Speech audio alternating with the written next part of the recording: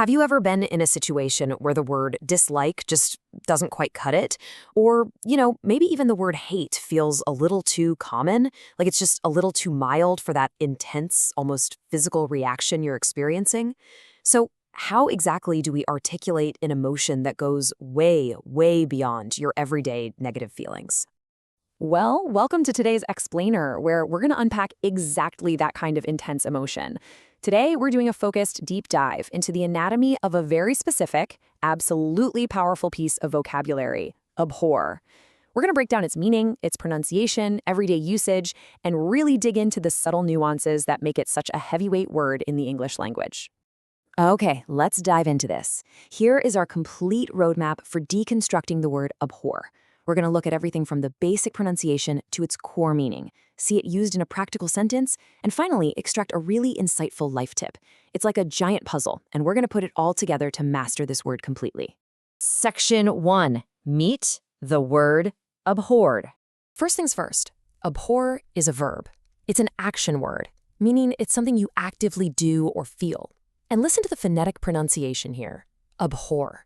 It's this heavy, deeply resonant sound. You stress that second syllable, right? Abhor. Just saying it out loud carries a certain weight to it, doesn't it?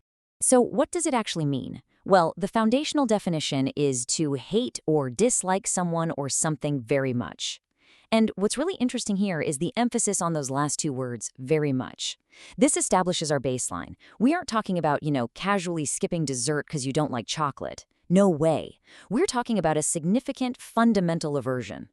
Section 2. The mechanics of disgust. If we contrast a mild, everyday dislike with intense abhorrence, the gap is literally massive. To abhor something means you feel deeply and strongly against it. It is not passive. Actually, scratch that.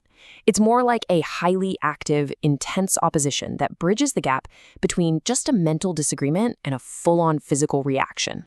When you abhor something, you have a strong feeling of disgust or hatred toward it. But look at this next part. You want to stay away from it. It's that feeling of putting your hand up in a definitive stop gesture. You literally cannot accept it at all. It's an intense dislike or opposition that makes you want to put real physical and emotional distance between yourself and the object of your disgust. Section 3. Using abhor in practice. And this brilliantly illustrates how we actually use it. Let's examine an example sentence. She abhors dishonesty and always tries to live a truthful life. Notice the absolutely powerful contrast set up here. The intense rejecting action of abhorring dishonesty is directly tied to the positive, forward-moving action of trying to live a truthful life. By using the word abhors, the sentence tells us that her dislike of dishonesty isn't just a preference. It is a core, non-negotiable value. Think about someone offering a shady transaction. Someone handing over cash for a bribe. If you truly abhor dishonesty, you aren't just mildly annoyed by that bribe. Your entire body language screams intense opposition. You definitively, unequivocally reject it. Section 4. A rule for life. This brings us to a really fantastic piece of advice. Avoid what you abhor and embrace what brings peace to your heart. So the crucial point is this. Recognizing what you abhor isn't just about knowing a big dictionary word. It's a navigational tool for your life. When you feel that intense stop sign level of disgust, whether it's toward dishonesty, cruelty, or the whole shebang, that is your internal compass telling you to step away. Actively avoiding the things we deeply abhor clears the path for us to embrace the things that actually bring us peace. We've explored the pronunciation, the intense psychological weight, and the practical application of this incredibly descriptive word. Now, it's time to turn it over to you. Think about your own internal compass. What is one specific thing that you truly abhor? And more importantly, how can intentionally avoiding that very thing begin to bring more peace into your own life?